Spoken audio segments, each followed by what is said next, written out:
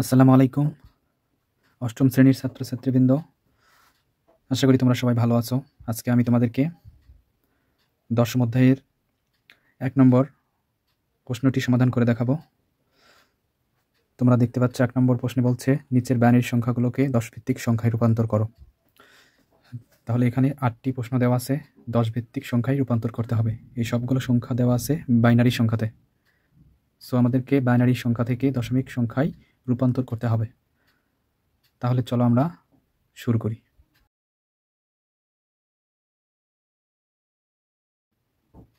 দেখো এখন আমরা এই যে আমি সংখ্যাগুলি লিখে রাখছি, এই সংখ্যাগুলি থেকে আমরা 10 ভিত্তিক সংখ্যায় রূপান্তর করব। দেখো আমি দাগ দিয়ে লিখে রাখছি, এভাবে তোমরা দাগ দিয়ে লিখে রাখবে। এই যে প্রথম সংখ্যা আছে 1, 1 গুণ দিবা 2 লিখবা, কারণ আমাদের বাইনারি সংখ্যার ভিত্তি হচ্ছে 2। 0 গুণ 2, আবার 1 গুণ 2, এই যে এই 1টা এখানে, আবার 0, 0টা এখানে লিখে 2 গুণ দিছি, আবার এই যে 1 গুণ 2, আবার 0, দেখো 0 গুণ 2।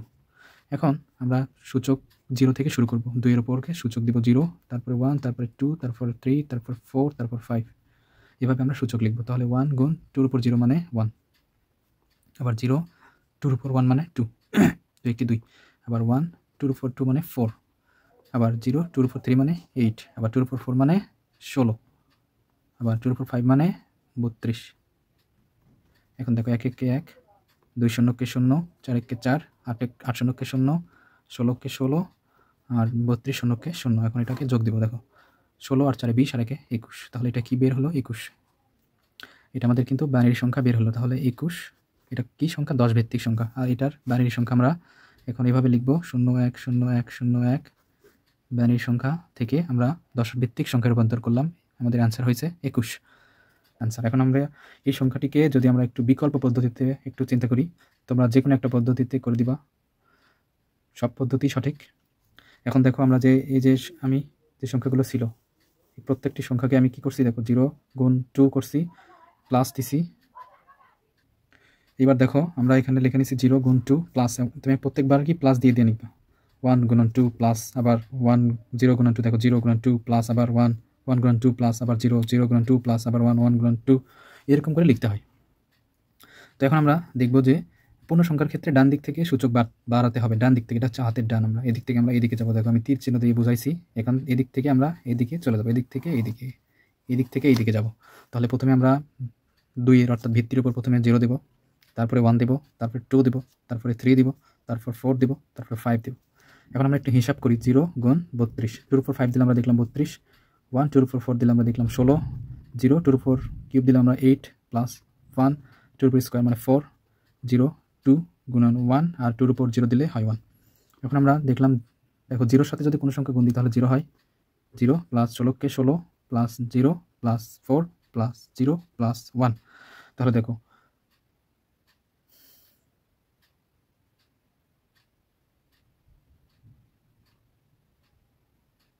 তাহলে এটা কি হয়েছে? তাহলে দেখো এটা কিন্তু আমাদের হয়েছে হচ্ছে দেখো 16 যোগ 4 20, 20 আর 1 21, তাহলে এটা কিন্তু অ্যান্সার হবে 21। এটাই হচ্ছে আমাদের 10 ভিত্তিক সংখ্যায় রূপান্তর হয়ে গেল। এবার দেখো আমরা 2 নম্বর একটু দেখি। 2 নম্বর সংখ্যা দেখো ওইরকম করে আমি কি করছি, 1 গুণ 2 যোগ, আবার 1 গুণ 2 যোগ, আবার 0 গুণ 2 যোগ, এরকম করে তুমি প্লাস দিয়ে দিয়ে এবং ইন্টু দিয়ে দিয়ে লিখবা। দেখো এখানে সংখ্যা আছে 1 2 3 4 5 6টি। দেখো 1 2 3 4 5 6টি। তাহলে তুমি কি করবা? ডান দিক থেকে 0 করতে করতে আসবা, সূচক 0 নিবা। তাহলে 0 1 2 3 4 5। তাহলে আমরা একটু দেখি। 1 গুণ 2 এর উপর 5 মানে 32, প্লাস 1 গুণ 2 এর উপর 4 মানে হচ্ছে 16, 0 গুণ 2 এর উপর 3 মানে 8, যোগ 0 গুণ 2 এর উপর 2 মানে 4, যোগ 1 গুণ 2 যোগ 1 গুণ 1। তাহলে আমরা দেখি 32 প্লাস 16 প্লাস 8 0 কে 0 প্লাস 4 0 কে 0 প্লাস 2 কে 2 প্লাস 1 1 কে 1। আমরা সব কটা সংখ্যাকে যোগ দিব। দেখো 32 যোগ 16 যোগ এখানে 3, তাহলে দেখো অ্যান্সার হয় 51। এটা আমাদের 10 ভিত্তিক সংখ্যা। এবার আমরা দেখব এইটা। দেখো আমাদের যদি পূর্ণ সংখ্যা এবং দশমিক সংখ্যা থাকে একসাথে, তাহলে আমরা পূর্ণ সংখ্যার ক্ষেত্রে আগে করে নিব। এই যে দেখো 0 গুণ 2 প্লাস, আবার 0 গুণ 2 প্লাস 1 গুণ 2 প্লাস, আবার 1 গুণ 2 প্লাস, আবার 0 0 গুণ 2 প্লাস, আবার 0 গুণ 2। এখন আমরা ডান দিক থেকে 0 সূচক নিব, 0 1 2 3 4 5। একটা জিনিস মনে রাখবা, যখন 0 আসবে তখন সেটা পুরোপুরি 0 লিখে দিবা। যেমন 0 আছে 2 এর উপর 5 দিলে হয় 32, তাহলে 0 হয়ে যায়। তারপরে দেখো 0 হয়ে যায় প্লাস 1, আর এখানে হয়ে যায় 2 এর উপর কিউব মানে আমরা জানি 8, আর 8 একক গুণ করলে 8ই হয়, প্লাস 1 আর 2 দুগুণ 4 আর 1 গুণ দিলে 4 একে 4। এখন দেখো 0 আছে, সুতরাং আর করার দরকার নেই, 0 প্লাস এখানে 0 আছে 0। তাহলে দেখো 8 আর 4 আমাদের 12 হয়, তাহলে আমরা লিখবো 12।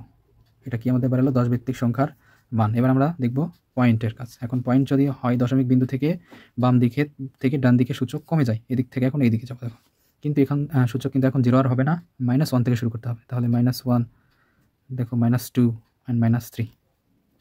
তাহলে আমরা কি দেখতে পাচ্ছি 1 গুণ দেখো 2 এর উপর -1 মানে কি 1/2 প্লাস 0, আবার 1/2 এর উপর 2।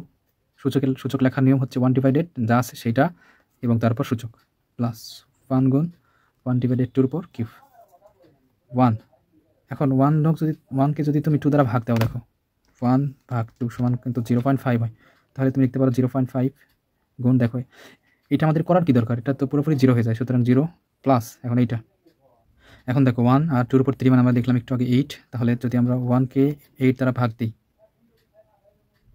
1কে 8 দ্বারা ভাগ করলে দেখো 0.125 হয়। এখন 0.125কে 1 দ্বারা গুণ করলে ওইটাই হয়। এখন 0.5 প্লাস 0 প্লাস দেখো 1কে যদি 0.125 দ্বারা গুণ করলে 0.125ই হয়। এখন আমরা এই দুইটা যোগ দেবো একটু, দেখো যোগ 0.5, তাহলে 0.625, 0.625। তাহলে এখন আমরা এই দুটি সংখ্যাকে যদি একসাথে লিখি তাহলে হয় 12.625।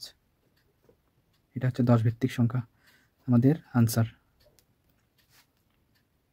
দেখো এবার হচ্ছে আমাদের 8 নম্বর অঙ্ক, আর 6 এবং 7 নম্বর অঙ্ক তোমরা নিজেরাই প্র্যাকটিস করবা। 8 নম্বর অঙ্ক একটু দেখো।